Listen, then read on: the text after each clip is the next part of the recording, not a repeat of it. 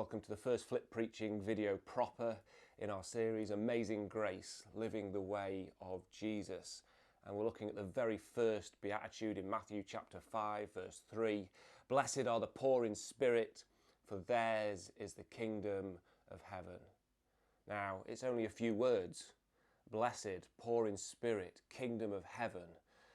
And in these words there is probably a week's worth of sermons. There's so much contained within these verses. We're not going to unpack them all right now, you'll be glad to know.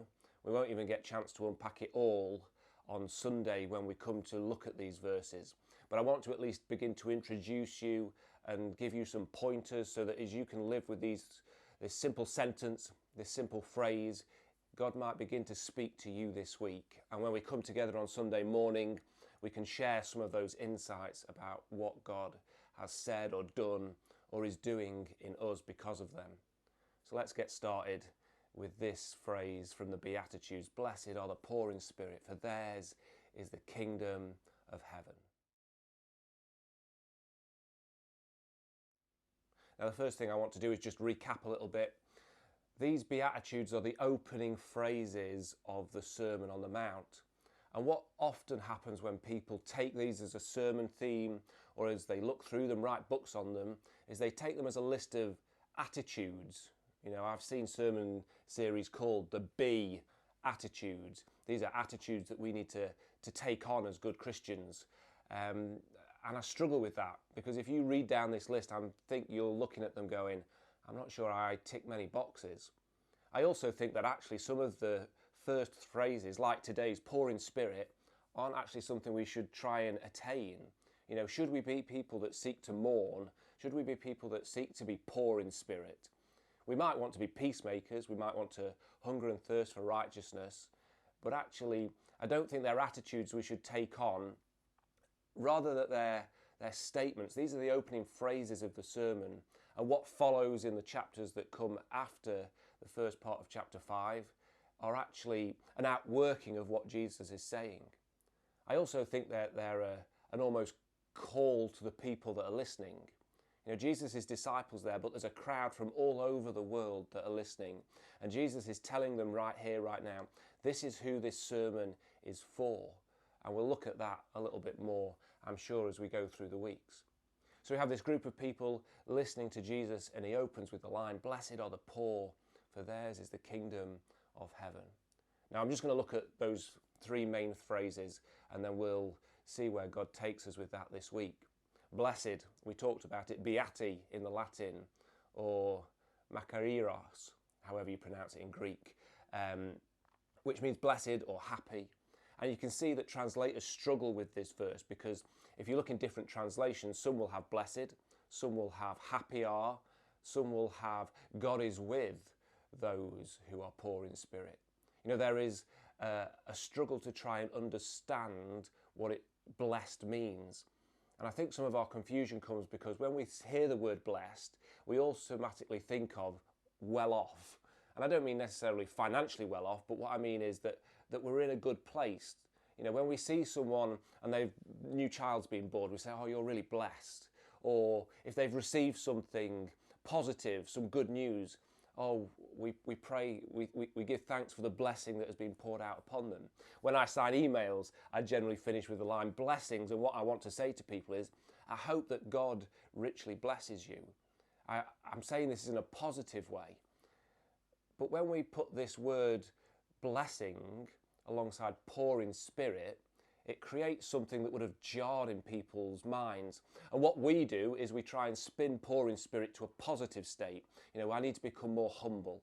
I need to become someone who recognises that they need God, which is right, but we make it into a positive spin on it instead of reading it as it would have been understood in that day. Poor in spirit wasn't a good place to be. Poor in spirit wasn't something you should aim for. And again, if you look at different translations of this verse, you will find it say things like, blessed are those who are hopeless. Do we really want to be hopeless? Do we as followers of Jesus have no hope? Or some others have, blessed are those who are the spiritual zeros, the down and outs. Maybe even Simon and Garfunkel got it right when they sang the song, "Blessed are the spat upon and the ratted on." This isn't something we should seek to be. It may be something that we are, but it's not something that we should try and bring in to the attributes or the attitude of our life. So poor in spirit's a complicated phrase, and it speaks actually about where many of us have been, maybe still are. It talks about actually a state of which in Jesus' day and probably today would have been quite negative. So we have happy are those, blessed are those who are spiritual zeros. Blessed are those who have nothing in the way of religion. Blessed are those people who find themselves morally bankrupt, spiritually bankrupt. For theirs is the kingdom of heaven. And again, that would jar. Wait a second, you're saying happy are those people who have no sense of religion because they're going to receive heaven. How does that work, Jesus? I can hear the Pharisees and the Sadducees and the other religious elite, the hairs on the back of their necks standing on end as they prickle at that sound. But this is Jesus' opening phrase in what is possibly the most revolutionary sermon ever preached. This is him setting out his way in which the kingdom will work, in the way that his good news will be understood. And so he opens with this line that basically says, God is on the side of those people that the world sees at the very bottom. Spiritual zeros, those who are spat upon, those who are ratted on, those who have no hope, those who find themselves on the margins, those people who are so far away from God are actually finding themselves in a place where God is on their side. He is with them. His kingdom is open and will come upon them. This is a revolutionary opening line. There would have been people sat in the crowd who Jesus could have probably pointed at and said, you're that kind of person. You were a person who, before I met you, before you came into contact with me, would have counted yourselves amongst the poor in spirit. But you know that God's heaven, God's kingdom, the kingdom of heaven is open for you. You've experienced it and you know it. And we'll look at how this verse relates to not just the Sermon on the Mount, but other bits in the Bible. But I want you to have a think now throughout the rest of this week. Blessed are the poor in spirit, for theirs is the kingdom of heaven. Maybe the first thing you need to do is find yourself either the Bible app on your phone, YouVersion, or another Bible somewhere else, and just look at the different translations of this verse, the different way people have interpreted it. And you'll find some that are exactly the same as the NIV version that I've been quoting. You'll find some different ones that have this idea that poor in spirit is for those people who have no hope, who are spiritual zeros. You'll probably find some that put that positive spin on it. Blessed are those who recognize that they need God, because theirs is the kingdom of heaven. So it might be just worth having a look and reflecting on those different translations and seeing if any of them speak to you in a particular way.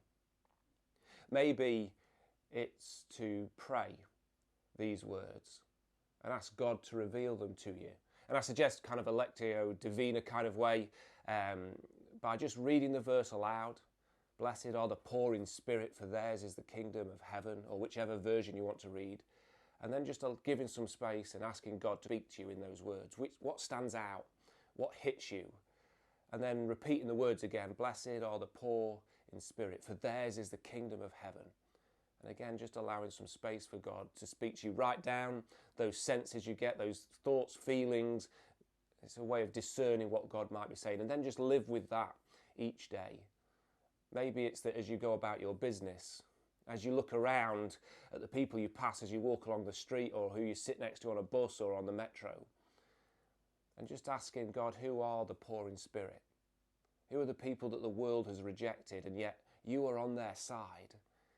Maybe this is something each one of us needs to seek to see and to learn this week. So there we go. Blessed, poor in spirit, kingdom of heaven. One beatitude, one short verse, and yet there is so much inside this to get excited about, so much for us to see and for God to reveal to us.